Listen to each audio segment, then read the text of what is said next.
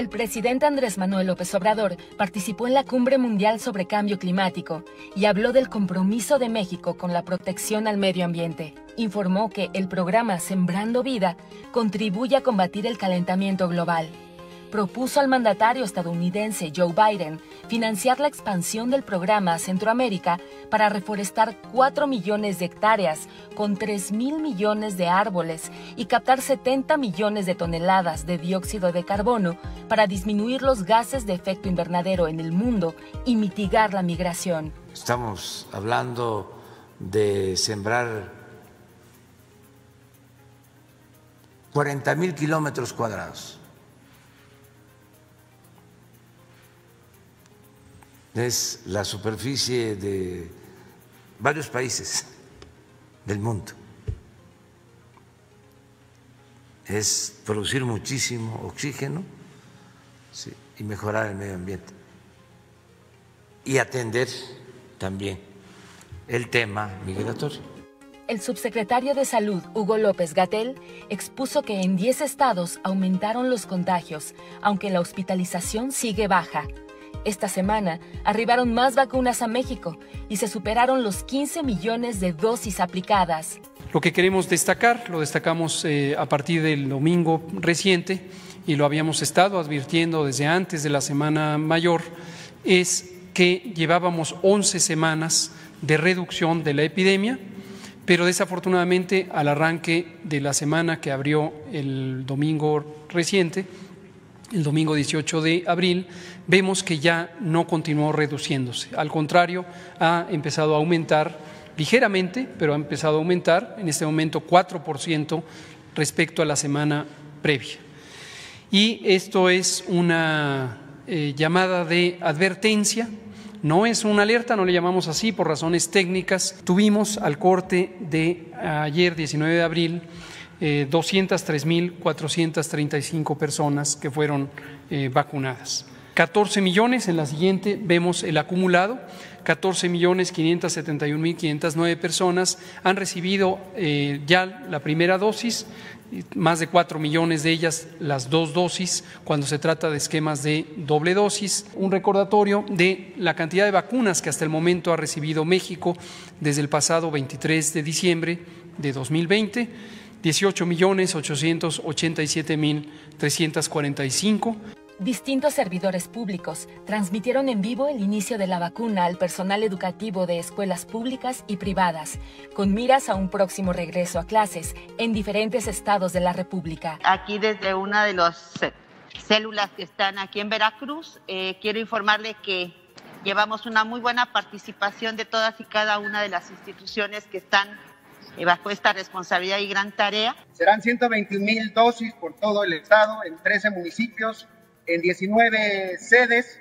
El presidente de la República fue vacunado este martes 20 de abril. Voy a proceder a realizar la asepsia. La molestia.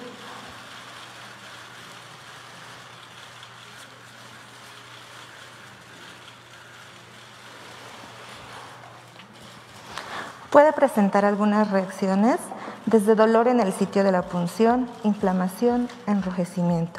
Es importante no manipular el sitio de la punción, no rascar, no dar masaje, no aplicar compresas calientes ni frías.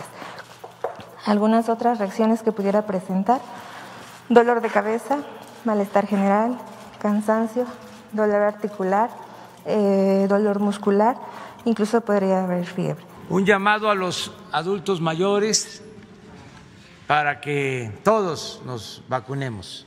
Las Secretarías de Seguridad Pública, Defensa Nacional, Marina y la Guardia Nacional rindieron su informe mensual en materia de seguridad.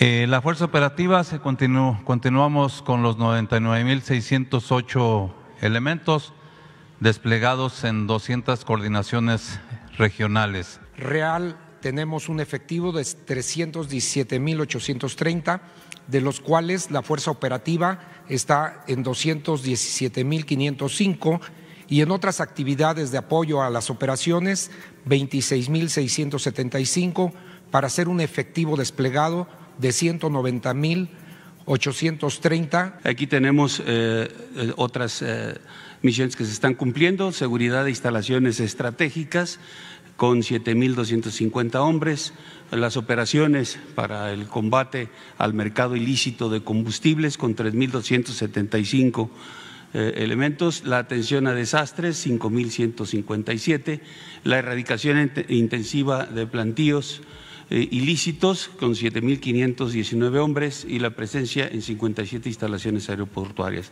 En el primer trimestre de este año, 9 de 11 delitos del fuero federal se mantienen a la baja. Esto incluye disminuciones de 39% en delitos financieros y fiscales y de 18.7% en delitos patrimoniales. Algo similar ocurre con los delitos del fuero común. En el primer trimestre de 2021 se presentaron 4.6% menos homicidios dolosos respecto al mismo periodo del año anterior. En los primeros 3 meses del año también se logró contener la incidencia del feminicidio, delito que bajó 2.4% respecto al primer trimestre del año anterior. En el caso de los robos, al corte de marzo de este año, la disminución en el país es de 17.8% en comparación con el primer trimestre de 2020. El robo de vehículo a casa, habitación y de ganado disminuyeron más de 20% en este trimestre. Aquí se ve robo de vehículo menos 22%, robo de ganado menos 20%, robo a casa, habitación menos 20%, y también damos cuenta de la disminución en 18% en el robo a negocio y en más de 16% del robo a transporte público colectivo, esta reducción. También el robo a transeúnte en total bajó más de 13% y el robo a transportistas disminuyó 8.8%. La incidencia de la extorsión, que también nos preocupa, bajó 0.4%. El subsecretario de Seguridad Pública, Ricardo Mejía, explicó las razones de por qué tener un registro nacional de usuarios de telefonía móvil. El principal objetivo de este padrón es la seguridad, es lo que mueve a la creación de este padrón, porque es importante señalar que en el anonimato de los sistemas de prepago que no piden requisitos, los delincuentes se cobijan para cometer delitos de secuestro, extorsión, trata y en general para todo el conjunto de sus actividades delictivas. 9 de cada 10 llamadas de extorsión son realizadas por celulares de prepago y en algunos casos de secuestro se han documentado más de 20 números de prepago que son utilizados por los delincuentes para llamar a los familiares de las víctimas. Prácticamente utilizan la SIM card, la rompen, la tiran y siguen hablando para secuestrar. El presidente López Obrador destacó que gracias al combate a la corrupción se tiene ahorros que permiten mayor presupuesto para áreas importantes como los derechos humanos. Es que se dedicaban a robar, es increíble, en todo. Revisa uno la Secretaría de Salud, bueno, se robaban el dinero de las medicinas. En educación, lo mismo, inventaban programas, que los pizarrones electrónicos, que los sistemas de cómputo, esto de los reclusorios. Imagínense entregar contratos a particulares, privatizar los reclusorios y pagar anualmente 16,000 millones de pesos por reclusorios que no tenían presos. Lo mismo en la industria eléctrica, entregando subsidios a empresas extranjeras, cobrando más a los mexicanos, pero todavía hay otras cosas peores. Imagínense que no pagaban impuestos. Piensen, y además lo he dicho varias veces y nadie me replica, nadie contesta de que no era cierto. El mandatario mexicano informó del acuerdo con empresas privadas que controlan 12 penales federales en el país que aceptaron una reducción y la Hacienda Pública ahorrará 41,000 millones de pesos por el tiempo que duran los contratos. Se firmaron estos contratos muy leoninos, es decir, muy favorables para las empresas y muy malos para la hacienda pública. Además de que el pago era excesivo y entre otras cosas se tenía que pagar habiendo o no habiendo prisioneros al finalizar el contrato en 20 años, las instalaciones seguían siendo de las empresas particulares, que lo que buscamos es quitarles a esos contratos las aristas más nocivas para la hacienda pública y que logremos ahorros. Los empresarios ya han aceptado una disminución del 15%. Esto representa que nos vamos a ahorrar alrededor de 2.300, 2.500 millones de pesos por año.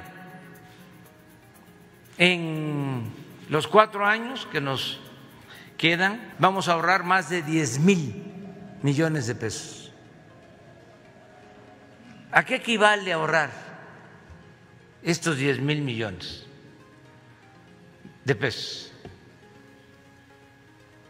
A que se puedan financiar todos los cuarteles que necesitamos de la Guardia Nacional. La secretaria del Trabajo, Luisa Alcalde, junto con el sector privado y el sector laboral, presentaron las nuevas disposiciones de la reforma de subcontratación conocida como outsourcing. ¿En qué consiste la reforma? Se prohíbe la subcontratación de personal, es decir, la transferencia de trabajadores propios hacia otra empresa, las famosas nomineras. El segundo punto es que se permite la subcontratación de servicios y obras especializadas. Otro punto importante es que las empresas que reciben los servicios especializados deberán responder frente a los trabajadores en caso de cualquier incumplimiento.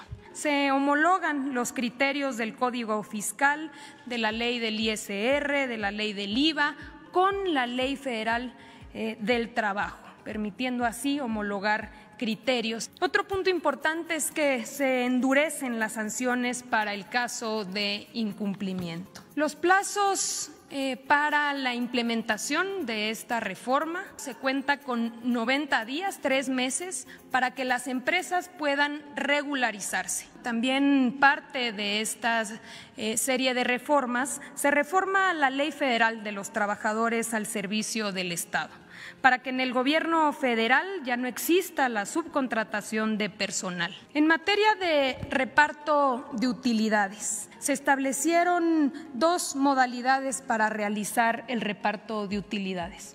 Una que es hasta 90 días o el promedio de los últimos 3 años.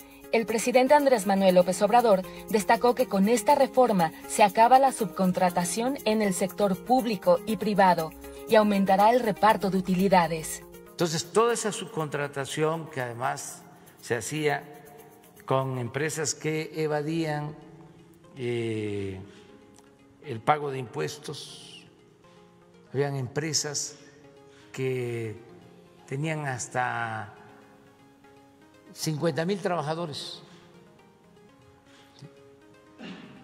increíble, que no producían nada, manejaban las nóminas para que no se reconociera a los trabajadores sus derechos, sus prestaciones. Entonces, eso ya se elimina, tanto en el sector privado como en el sector público, que se repartían al año a los trabajadores utilidades por 56,120 millones de pesos.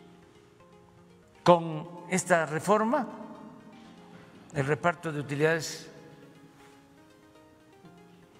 tiene que aumentar, ese es el estimado, en 157,000 millones. Es decir, 100,000 millones de pesos más de reparto de utilidades para los trabajadores.